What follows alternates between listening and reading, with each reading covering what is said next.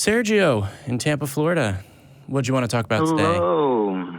Hello. Oh my gosh, thank you so much. Wow, I can't say thank you enough. Honestly, as a queer person in this country, I mean, we have a lot of freedoms, but just seeing you guys argue on my behalf, there's people say some really triggering shit, and it's just, I love you guys for sticking up for the rights of everybody, but someone who struggles with, feelings of shame all his life in the church, I just want to say thank you for that. And Heathen is winning. Sorry, Matt. Because I just want to say thanks also for teaching me how to talk to people in difficult situations, have hard conversations. A new friend told me that about her grief with her brother, and this show has helped me talk to people in those kinds of situations. But anyway. Well, I'm glad that I'm glad that it's helped, and I'm glad that you're free, and I'm sorry that your childhood is still hanging over you. Yeah, I'm pretty sure I've been depressed since I was 15 or 16 when I decided to take the plunge and be a part of Satan's forces instead of my parents. They were, and I don't know how else to describe that, except that's the choice I made. I in that situation, I was like, well, all this is crap. My parents, they're missionaries, first of all, Pentecostal missionaries in the Assemblies of God. And I'm sorry to hear that.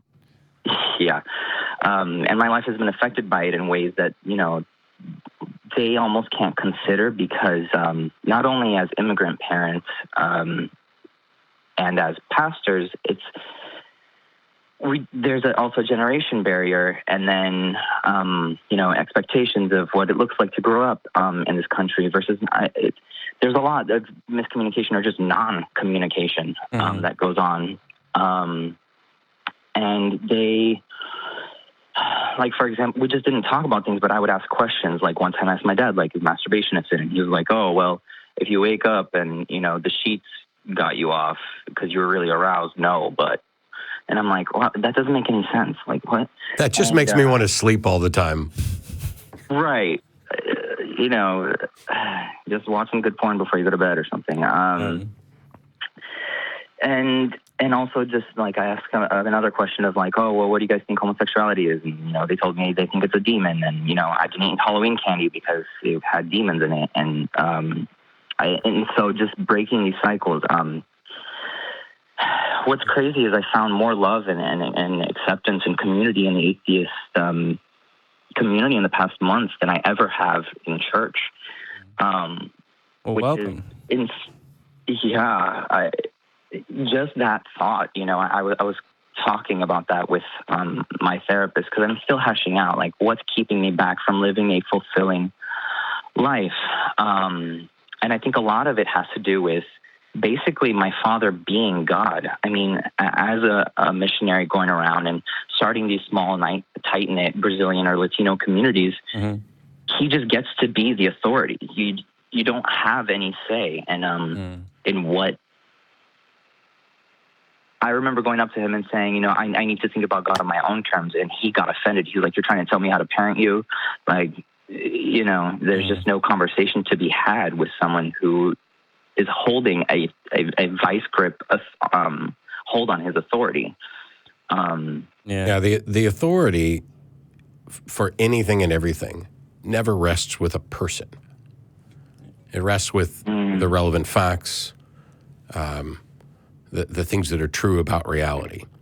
But it's a byproduct of our evolutionary history that we are reliant upon authorities. We are a species that has to take care of its young, and it's just undeniable that parents know better than children on most things most of the time, and children would be wise to just accept it as true and move on.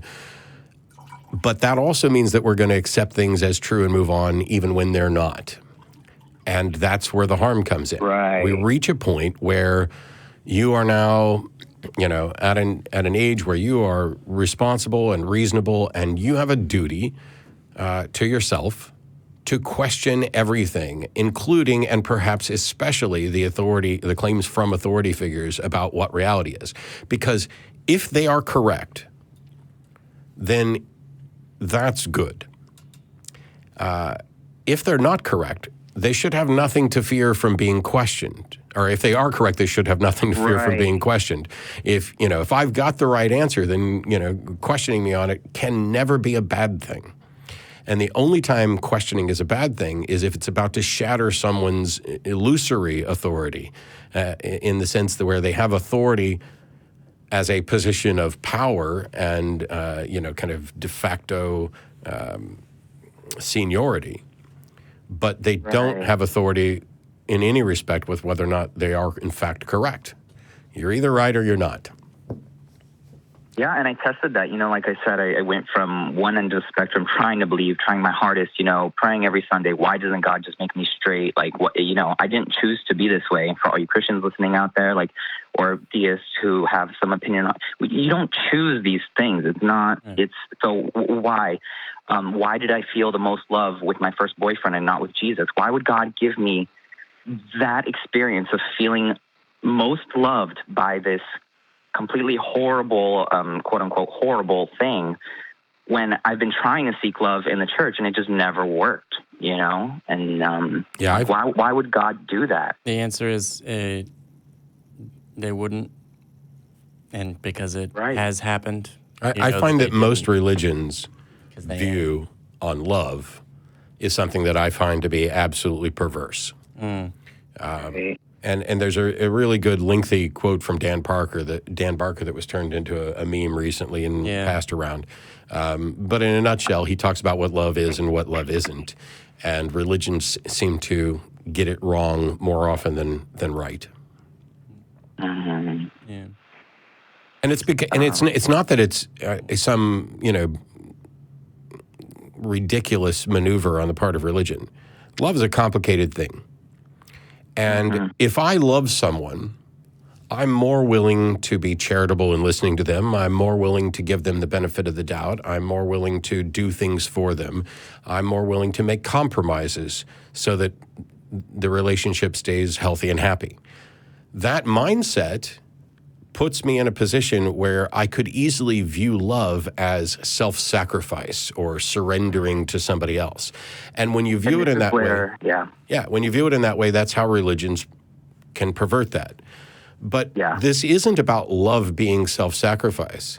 This is about recognizing that there's a beneficial relationship between me and somebody else, and that if I were to just be, no, you have to constantly bend to me, that's not me showing love to them, and it doesn't value them as a person or their love. That, yes, compromise is a part of it.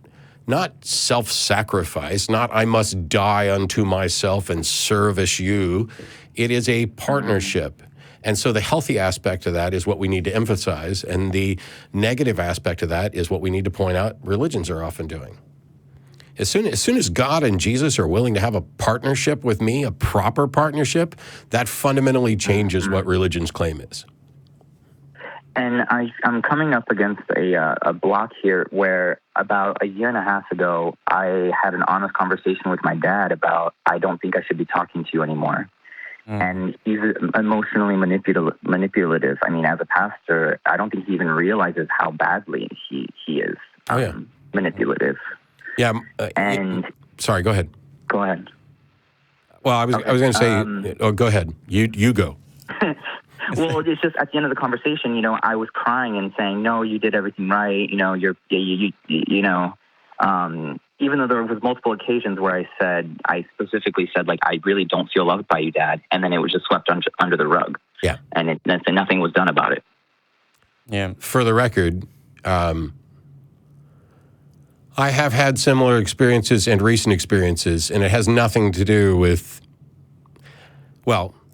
I'm a Kinsey Zero, pretty much as straight as you're going to find cis white guy. No, I heard about your 50th, Matt. And I'm just also putting it out there that I had to cut ties with my dad, with my father, because I couldn't go to a place of healing considering my history with this religion.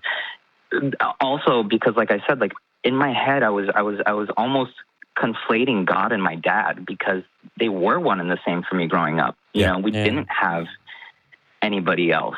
I didn't have anybody else to talk to. And even when I did try and talk to other people in the church, you know, there was an example of one guy that I was talking to on and off about God, and like talking about how this could be, you know, maybe a spine in the flesh and like whatever. But we had to stop talking because people started thinking about us as like some kind of like, it looked bad that two dudes were talking by themselves about God. Like, and so anyway, I just had to stop talking to my dad because I couldn't heal, because every conversation I had with him was poison. I don't know how else to explain that. No, I think you're doing a good job of explaining it, and you've made the right decision. Just this week, I drove back for my grandmother's funeral, and a number of really good things happened, and a couple of surprising things happened. I had one of my aunts kind of pulled me aside. I sat down next to her at lunch, and she grabbed me and pulled me in because she wanted to whisper something in my ear.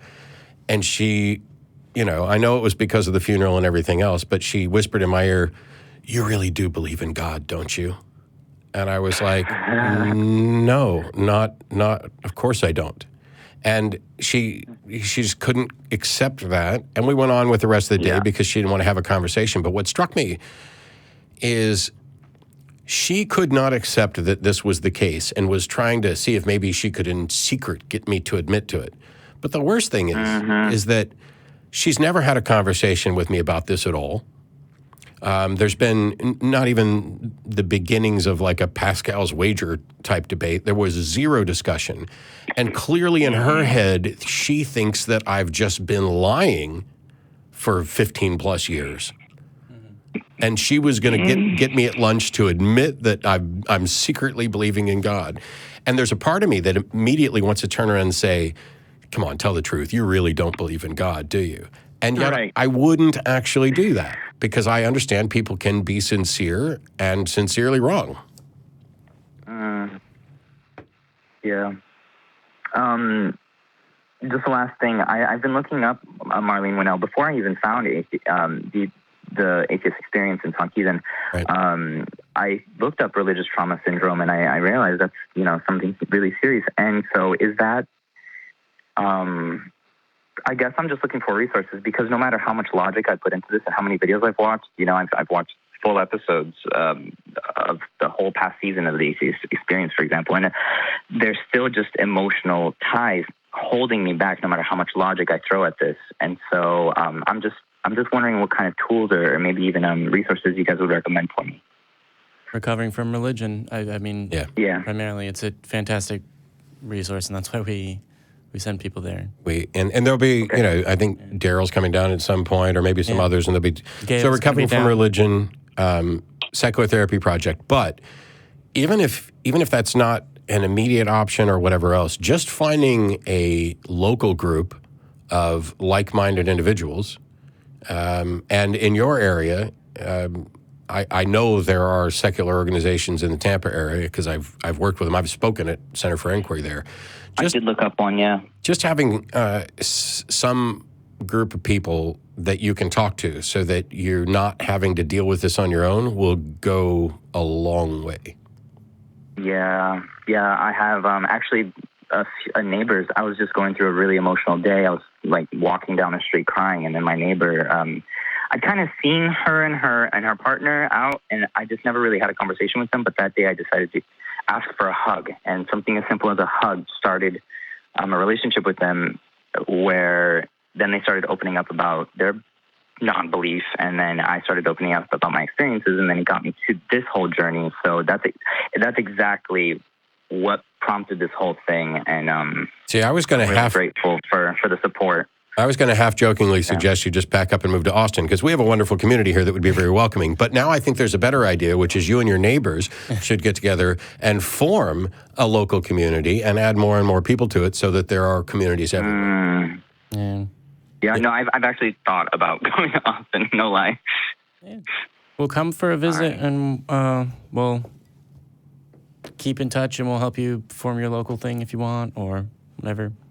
I mean, if you move here, if everybody moves to Austin, then there won't be local communities everywhere else for people. Right. So it's kind of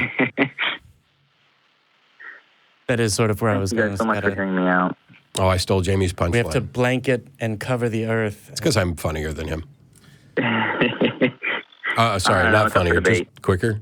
I slept more than you did. That is almost certainly true. Yeah. Anyway, Sergio, I'm really glad to hear that it seems like you're coming to grips with the changes in your life and setting proper boundaries, which is, it took me till my 50th birthday to really put the hammer down on boundaries.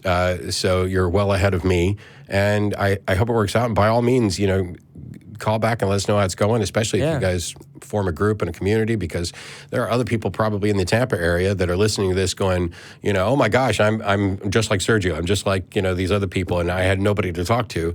And if they, I tell people to find local secular communities, but there are often a number of secular communities, and all of them aren't necessarily a good fit for everybody, no matter how much they might want to be. And so if you're not finding one that's a good fit for you, and you have the wherewithal to take it on, by all means, create your own group. Let it have whatever focus you and the people in that group need. It doesn't have to be a skeptics in the pub thing. It doesn't have to be an activism thing. It can just be let's get together at so-and-so's house and have a drink, play a game, and bitch about our religious family members until we all feel better. Because sometimes that cathartic process is the thing that turns you around the corner. Yeah. Mm-hmm. I'm going to put some thought into that. Thank you so much for your time. Thank you. So, real quick, before you hop off, there's people in the live chat that are asking you to jump in so that we can get you in touch with people from Tampa.